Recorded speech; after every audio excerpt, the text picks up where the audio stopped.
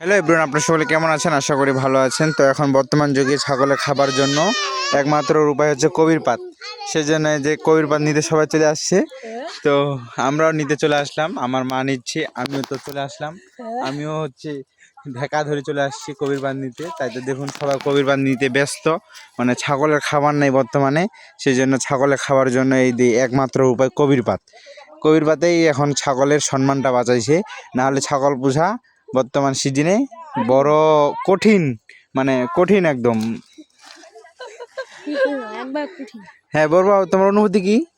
আমার অনুভূতি হচ্ছে এখানে তোমরা বিচু বিচু করে খুবই করবা, ছাগলের খাবার না জমাবা, ছাগলের স্বাস্থ্য করবা, ছাগলের মাংস বাড়াবা। খালি মাংস কেজি লাগবে খালি 500 টাকা।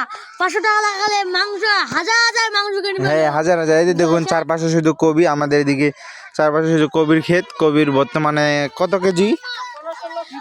বর্তমানে কবির কেজি আছে 50 টাকা।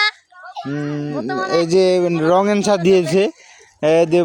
নেক্সট বর্তমানে কবির কেজি কত? বর্তমানে কবির কেজি ওরাও বলতে পারতেছে না, আমিও বলে দিই। বর্তমানে কবির কেজি হচ্ছে 15 থেকে 16 টাকা কেজি আড়তে।